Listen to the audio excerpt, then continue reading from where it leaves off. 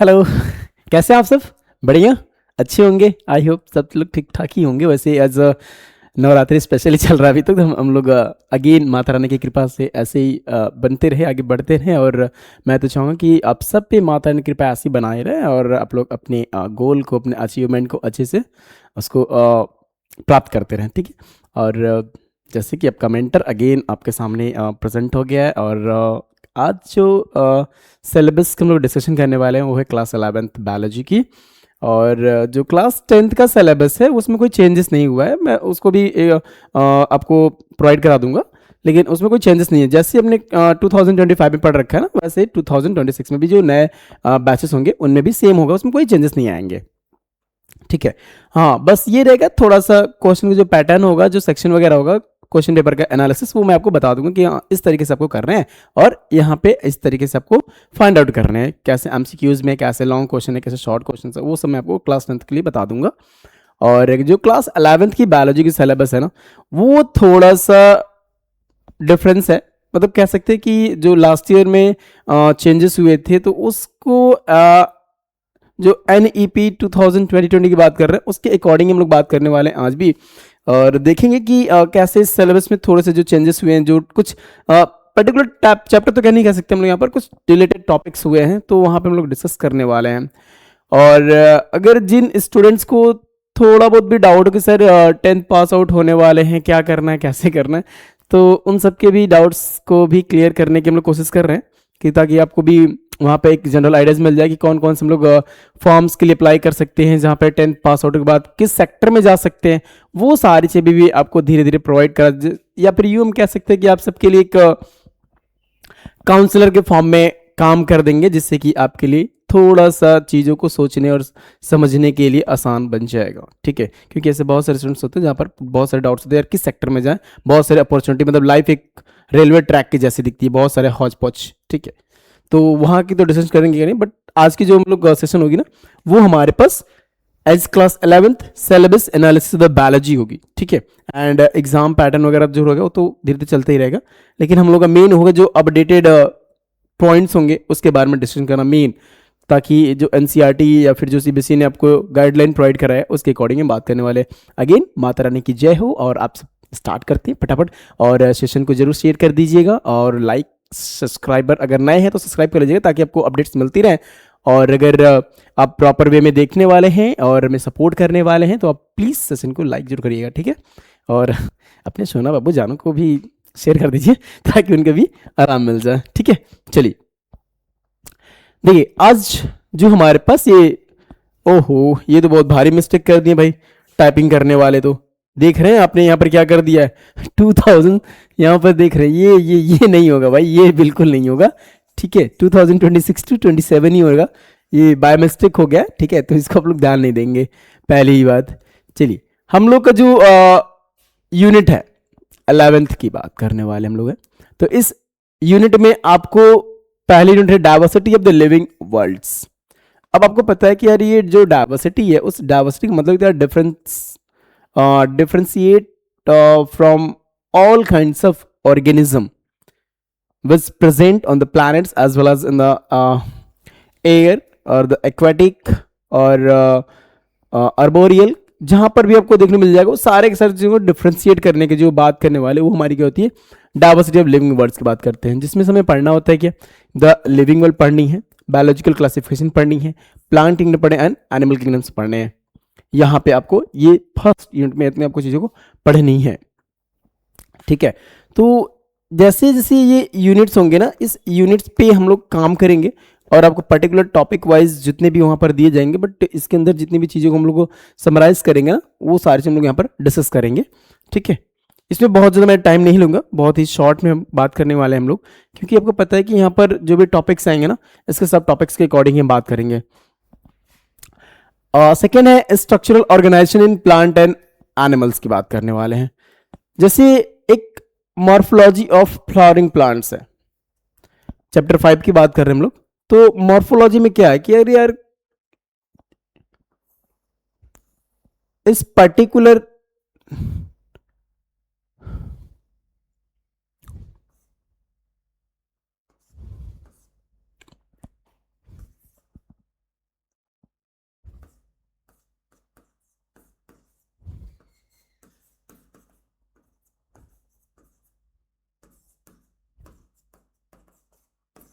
ठीक है।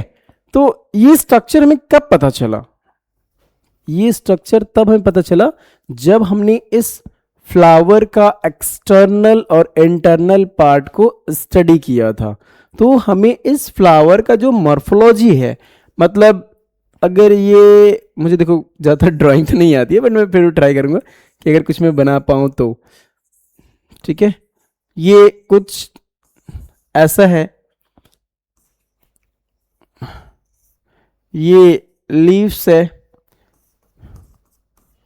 ठीक है, तो अगर मैं इसको देखूंगा तो कुछ तो समझाया कि इसमें यार सेपल्स कैसे हैं, पेटल्स कैसे हैं, इसमें ये कहाँ पे रहने वाला है, इसका हैबिटेट कैसा है, ए टू जेड में पता चलेगा। यहाँ पर भाई देखेंगे नहीं तो पता कैसे चलेगा? तो पता करने को देखना तो पड़ेगा ना। ठीक है, जैसे आप हमें देख रहे हैं तो किसके लिए देख रहे हैं भाई? ताकि हमें ये पता चल सके कि यार ये नया अपडेट क्या आया है, कुछ चेंजेस हुए या नहीं हुए हैं। ठीक है, तो इसीलिए देख रहे हैं हम लोग एक दूसरे को। और यहाँ पर क्या है, मेरा इंटेंशन ये है कि भाई आपके मार्क्स अच्छे मिले, आपकी क्लास में एक रैंक अच्छी बने। लेकिन यहाँ की हम बात करने वाले तो हमें पता है यार अपडेट क्या हो रहा है यहाँ पर, ये हमें भी जानना है। दूसरा chapter anatomy of flowering plants. भाई ये जो मैंने देख रखा है पहले से आपको, ये क्या था, एक एनाटॉमी था ना। एनाटॉमी मतलब क्या? Internal sections. भाई मॉर्फोलॉजी एक्सटर्नल होता है, लेकिन एनाटॉमी क्या होती है? इंटरनल होती है। अब इसके फ्लावर के अंदर कितनी चीजें हैं वहां पर, वो भी हमें ध्यान देना होता है। तो ये सारी चीजें आपको बतानी है। नेक्स्ट हमारे पास क्या है? स्ट्रक्चरल ऑर्गेनाइजेशन इन एनिमल्स। अब एनिमल्स में जो चेंजेस हो रहे हैं या एनिमल्स का जो एक बॉडी का फॉर्मेशन हो रहा है वो कैसे हो रहा है, उनकी जो स्ट्रक्चरल ऑर्गेनाइजेशन है वो कैसे होने वाली है, मतलब कौन कौन से लेयर्स, कौन से टिश्यूज, कौन से ऑर्गन्स में यहाँ पर बनने वाले, कौन से इन्वॉल्व होने वाले हैं, वो सारी चीजें हम लोग यहाँ पर डिस्कशन करेंगे।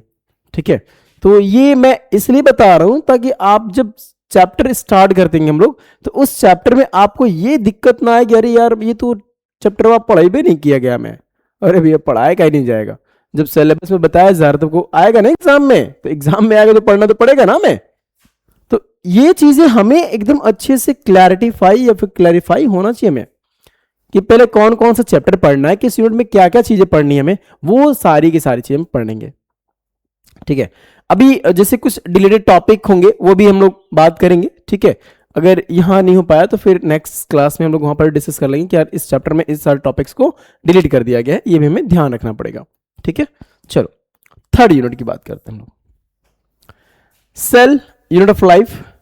ठीक है, आपको पता है कि यार जब हम लोग क्लास 9th में तो मान लो पढ़ना ही है फंडामेंटल ऑफ लाइफ, लेकिन क्लास 8th में भी कुछ पोर्शंस दिए गए हैं जहां पर सेल के बारे में। ठीक है, तो वो जो सेल वहां पे पढ़ाया गया था और आज जो हम लोग यहाँ पे सेल पढ़ने वाले, वहां पर तो भाई बस सरफेस पे पढ़ाया गया था, लेकिन यहाँ पे जो हम लोग पढ़ना है ना, वो सारे की सारी एकदम डिटेल में पढ़नी है।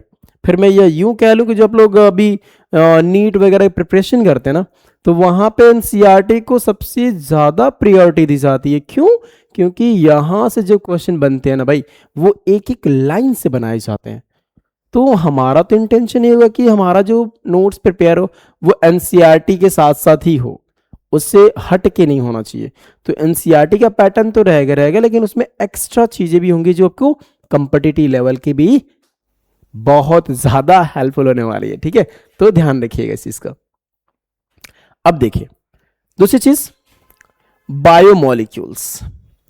भाई ये भी हमारे लिए बहुत इंपॉर्टेंट है बायोमोलिक्यूल्स, क्योंकि बायोमोलिक्यूल्स का मतलब क्या होता है हमारे लिए? खाया तो बहुत कुछ है, लेकिन खाया क्या क्या चीज़ है और वो हमारे बॉडी में किस फॉर्म में डाइजेस्टेबल होती है, वो भी हमें ध्यान रखना है। ठीक है, मतलब कार्बोहाइड्रेट है, फैट है, प्रोटीन्स है, वो सारी चीज़ें में ध्यान रखना है। तो बायोमोलिक्यूल्स तो बहुत ही इंपॉर्टेंट है हमारे लिए। विटामिन्स की रिक्वायरमेंट बहुत ज़्यादा इंपॉर्टेंट है हमारे लिए।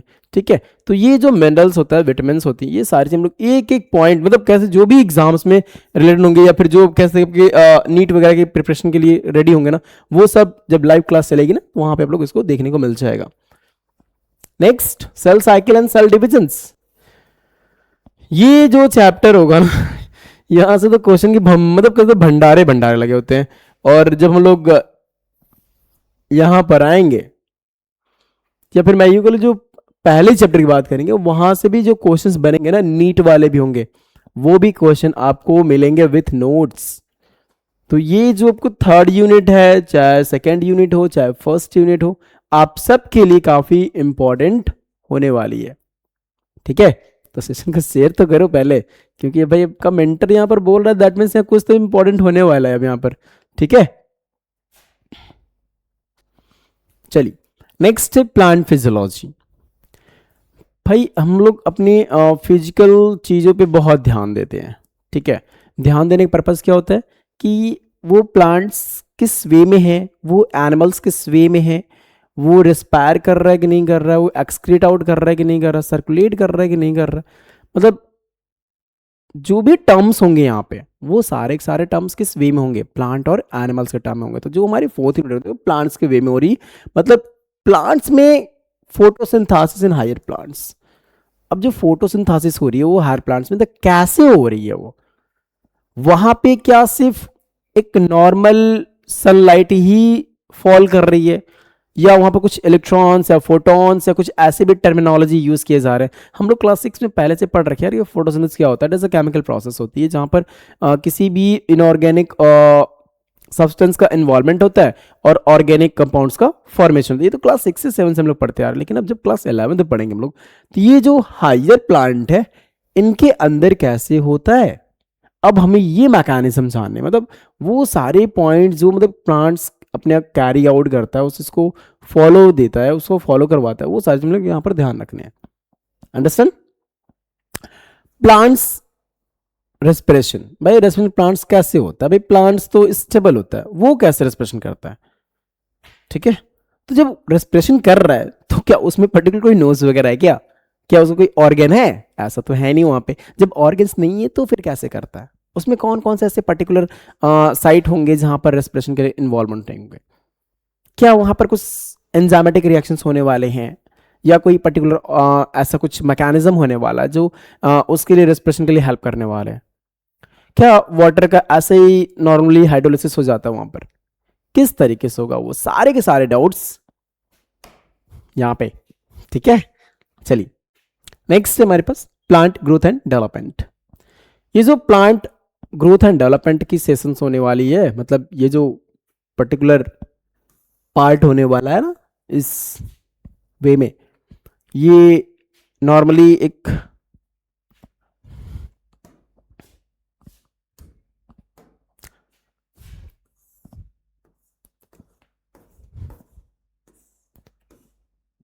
हमने स्टार्टिंग में नर्सरीज तो यहां से कुछ ऐसे ही प्लांट्स लाते ना, छोटा सा, लेकिन लेटर ऑन वो कुछ ऐसा ऐसा बन जाता है सॉइल में। ठीक है, और इसके लेब्स कुछ ऐसे कुछ ऐसे कुछ ऐसे हो जाते हैं। तो ये तो एक नॉर्मल छोटा सा प्लांट है, ठीक है, नर्सरी वाला वो भी, लेकिन ये क्या एक पूरा ट्री है। अब इसके अंदर क्या क्या चेंजेस हुए होंगे, इसकी ग्रोथ कैसी हुई होगी, क्या इसमें वास्कुलर बंडल का इन्वॉल्वमेंट हुआ होगा कि नहीं हुआ, सेकेंडरी ग्रोथ हुई होगी कि नहीं होगी, प्राइमरी ग्रोथ हुई होगी कि नहीं होगी, क्या एपिकल मेरिस्टेम आए होंगे कि नहीं होंगे, मतलब ये टू जेड सारी की सारी चीज़ हम लोग बात करेंगे यहाँ पर प्लांट के ग्रोथ एंड डेवलपमेंट में। और हम लोग बात करने वाले ह्यूमन फिजियोलॉजी की, जो लास्ट यूनिट और very important unit for the medical purposes, for the need for the all comparative exams. मतलब यार ये जो चैप्टर्स होने होंगे ना, मतलब बहुत ज़्यादा ही इंपॉर्टेंट होंगे यहाँ पर। ठीक है, इंपॉर्टेंट का मतलब क्या सकते हैं कि पूरी जो फिजियोलॉजी होती है एनिमल्स और प्लांट्स की ना, वहाँ से नीट में क्वेश्चन तो भर भर के आते हैं एकदम। वो जो क्वेश्चंस होंगे चाहे अससन रीजन बेस्ड हो, चाहे एमसीक्यूज बेस्ड हो, चाहे स्टेटमेंट बेस्ड क्वेश्चन हो, लेकिन होंगे तो बहुत ही ज़रूरी होंगे। ठीक है, अब देखिए breathing and exchange of gases. Animals में ब्रीदिंग कैसे होता है, मैंने आपको क्लास 10th की क्लासेस में तो बता रखा है रेस्पिरेशन कैसे होता है, वहाँ पर ब्रीदिंग कैसे होता है, बट यहाँ पर उसका और डिटेल जानेंगे हम लोग कि जो पार्शियल प्रेशर ऑफ ऑक्सीजन है, partial pressure of carbon dioxide से वो कैसे हमारे बॉडी में पास ऑन होता है, कैसे हमारी बॉडीज को एक्सचेंज करती है, वो सारी चीज़ें और कौन कौन से पर्टिकुलर पार्ट्स इन्वॉल्व होते हैं हमारे रेस्पिरेशन के लिए, वो भी चीज़ें हम लोग यहाँ पर देखने वाले होंगे ब्रीदिंग एंड गैसेस में। और यहाँ पर जो बेसिकली एक्सेल इनहेल और इसके जो एक कैपेसिटी होती है ना, वो सारी कैपेसिटी हम लोग यहाँ पर डिस्कशन करने वाले हैं। तो ये आपको 14 चैप्टर्स एंड 15 में बॉडी फ्लूइड्स एंड सर्कुलेशंस। आपको इतना पता है कि जो बॉडी फ्लूइड्स एंड सर्कुलेशन होती है वो भी हमारे बॉडी के लिए काफ़ी इंपॉर्टेंट होती है, क्योंकि अपने जो खाया पिया रेस्पिरेशन के थ्रू एनर्जी जो बनी वो कैसे हमारे बॉडी को पास ऑन होती है। तो पास ऑन होने के लिए मतलब कोई तो ऐसा मीडियम होगा ना जिसके थ्रू से हमारी बॉडी में वो क्या होती है, पास हो जाती है। ठीक है, तो हमें इसका ध्यान रखना है।